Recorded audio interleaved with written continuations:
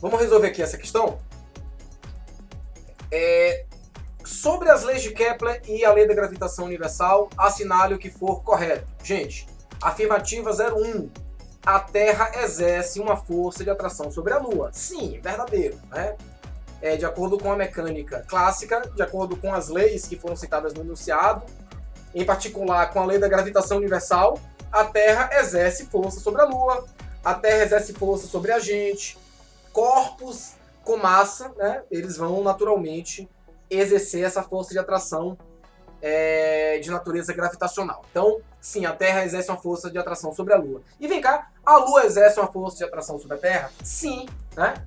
Então, a afirmação 2, por exemplo, diz assim: existe sempre um par de forças, ação e reação entre dois corpos materiais quaisquer.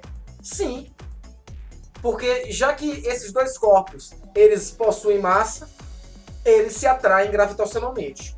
Então, se o corpo A ele aplica uma força de atração no corpo B, por ação e reação, o corpo B vai aplicar uma força em sentido contrário. No caso, uma força de atração que tem um sentido oposto.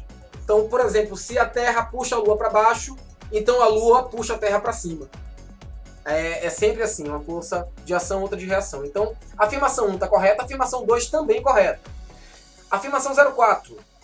O período de tempo que um planeta leva para dar uma volta completa em torno do Sol é inversamente proporcional à distância do planeta até o Sol. Não, essa questão está toda errada. Primeiro que deveria ser aqui diretamente proporcional. Não deveria ser inversamente proporcional. Né? A gente viu que quanto mais tempo o planeta... quanto maior a distância do planeta ao Sol, mais tempo ele leva. Então são grandezas, entre aspas, proporcionais. Você pode pensar que são proporcionais, porque quando uma cresce, outra cresce. Muito embora o termo proporcional ele não seja aplicável nem nesse caso. Seria menos errado, digamos assim. Mas a gente não pode falar que o período, esse tempo gasto para dar uma volta, é proporcional à distância do planeta ao Sol, porque o que é proporcional, gente? É o período e o raio?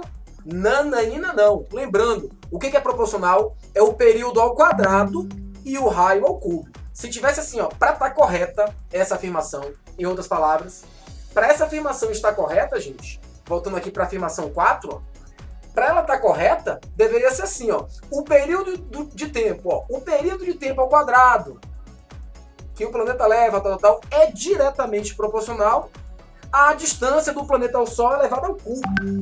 Aí estaria certo. Então a afirmação 04 está toda errada. Por enquanto, só a 1 e a 2 corretas. Afirmação 8.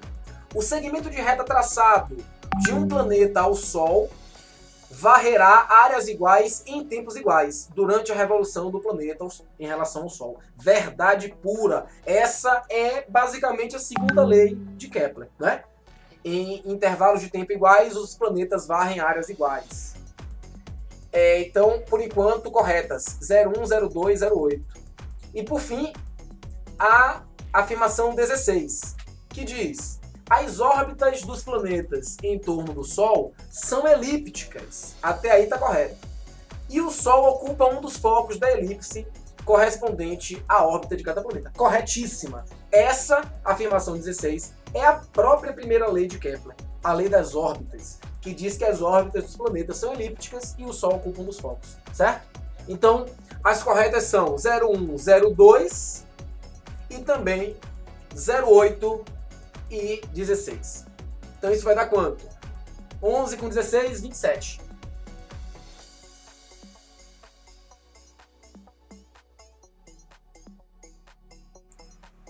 Questão 19. A figura abaixo representa o Sol, 3 astros celestes e suas respectivas órbitas em torno do Sol. Quais são os 3 astros celestes? Urano, Netuno e o objeto da década de 1990, descoberto de nome 1996 TL66. Analise as afirmativas a seguir, gente. Vamos ver o que é verdadeiro e o que é falso. Tem 3 alternativas, aí depois vocês vão marcar A, B, C, D ou E. Primeira afirmativa, perdão. Essas órbitas são elípticas estando o Sol em um dos focos dessas elipses. Verdade ou mentira? Verdade. Então a primeira está verdadeira. É a própria primeira lei de Kepler. Bem direta. A segunda fala assim: os três astros representados executam movimento uniforme em torno do Sol, cada um com um valor de velocidade diferente dos outros. Gente, esse movimento aqui é uniforme? Não. Por que não?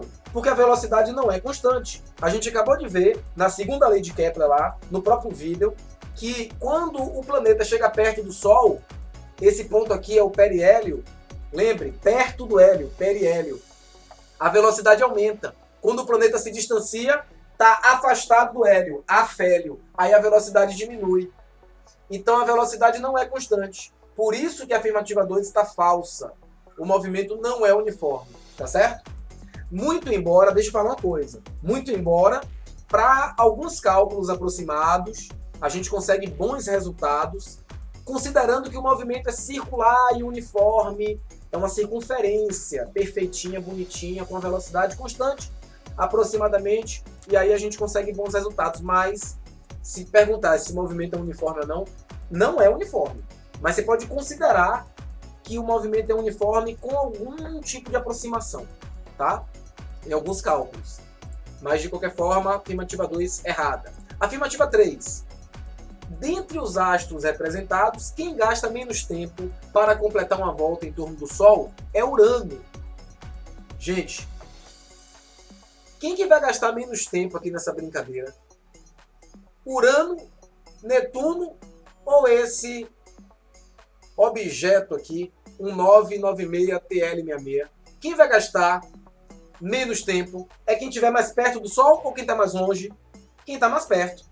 Exatamente, Urano. Perfeito. Por quê? Porque a distância de Urano para o Sol é menor do que a distância de Netuno ou do outro objeto para o Sol.